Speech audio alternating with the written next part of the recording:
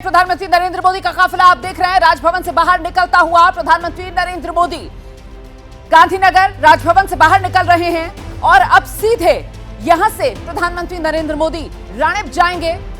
राणेप जहां निशान विद्यालय है, जहां पोलिंग बूथ पर प्रधानमंत्री नरेंद्र मोदी को वोट डालना है। और इसीलिए मैं आपसे कह रही थी कि तीसरे चरण का रण बेहद खास, क्योंकि इस बार इस तीसरे चरण के रण में न सिर्फ उम्मीदवार जो हैं वो वीवीआईपी हैं, बल्कि आज तो मतदाता भी बेहद खास, मतदाता भी बेहद वीवीआईपी, क्योंकि देश के प्रधानमंत्री नरेंद्र मोदी आज वोटर के तौर पर अपने मताधिकार का प्रयोग करेंगे।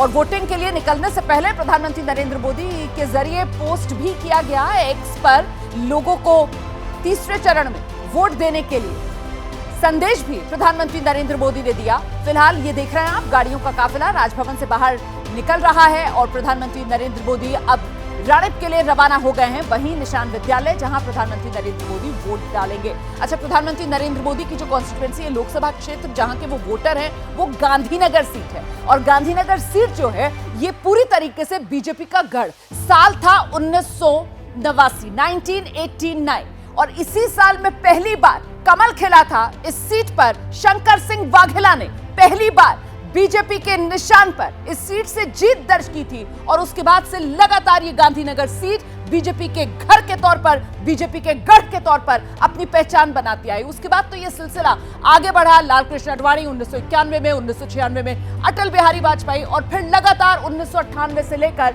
2014 तक एल.के. आडवाणी इस सीट से सांसद बने। 2019 में पार्टी की इस सियासी विरासत को अमित शाह ने संभाला।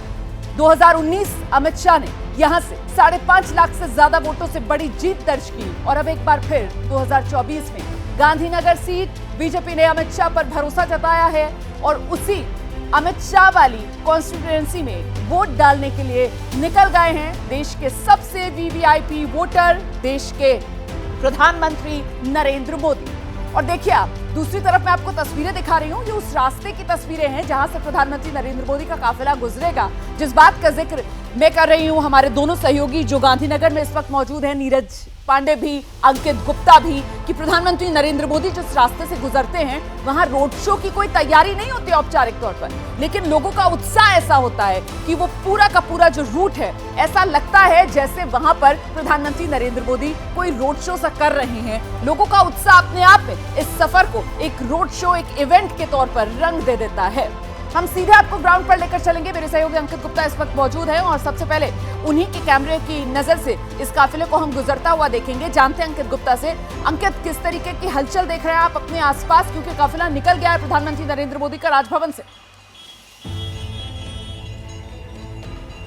रोमाना, प्रधानमंत्री के काफिले के आगे जो गाड़ियां चलती हैं वो जो हम कह सकते हैं एक तरह से जो रूट क्लियर करती हैं वो यहाँ पर से गुजर चुकी हैं और अब जो इंतजार हो रहा है प्रधानमंत्री का। लेकिन जिस बात का मैं जिक्र कर रहा था, अजीत, अगर आप ये बच्चों की तस्वीरें दिखाइए कि किस तरीके से सिर निकाल करके यहाँ इंतजार कर रहे हैं। और ये लोग जो कहीं और से नहीं आए हैं, इनका ये घर है, यहाँ पर झुग्गियां ये बनी हुई हैं, इनके ये घर यहाँ पर बने हुए हैं और यहाँ पर जो है ये लोग जो है रहते हैं। लेकिन अब यही तो उत्साह होता है कि बच्चे सुबह से जग गए हैं और सड़क के किनारे खड़े हो गए, इंतजार कर रहे हैं, क्योंकि पता है प्रधानमंत्री का काफिला निकलेगा। हालांकि पुलिस ने सुरक्षा के इंतजाम किए हुए हैं यहाँ पर। इस तरीके से जो रोड के साइड में ग्रिल्स लगाई हुई है, रेलिंग्स लगाई हुई है कि लोग अगर आते भी हैं तो वो जो है, क्योंकि प्रधानमंत्री की सुरक्षा है, लिहाजा सड़क के बीच में ना आए। लेकिन जिस बात का मैं जिक्र कर रहा हूं ना, हर साल प्रधानमंत्री को जब भी चुनाव होता देखते हैं, तो आप लोग कहीं बाहर से आए हो या यही रहते हो?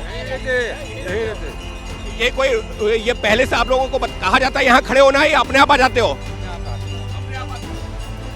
इस बात का मैं जिक्र कर रहा था ना कि ये लोगों के घर यहाँ पर बने हुए हैं, घर हैं, दुकानें हैं और वो लोग इंतजार में खड़े हो जाते हैं। और ये जो बच्चों की तस्वीरें हैं ये बयां कर रही हैं कि इनको यहाँ पर कोई लाया नहीं है, अपने आप ये लोग यहाँ पर पहुंच चुके हैं और अब इंतजार हो रहा है प्रधानमंत्री का।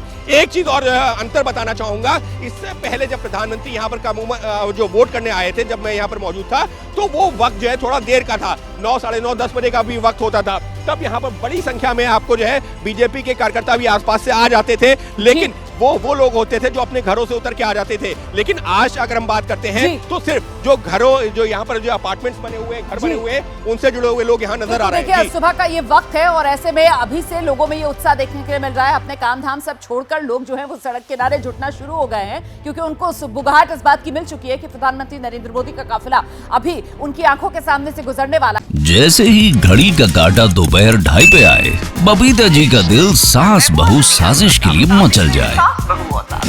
और ये है इनकी बहू, पूरे दिन ऑफिस की टेंशन हो जाए गॉन जब ये करें अपना फेवरेट शो फ्री टाइम पे ऑन। इनकी तरह आप भी देखिए अपना फेवरेट शो अपने टाइम पर और डाउनलोड कीजिए एबीपी लाइव ऐप अपने स्मार्ट टीवी पर।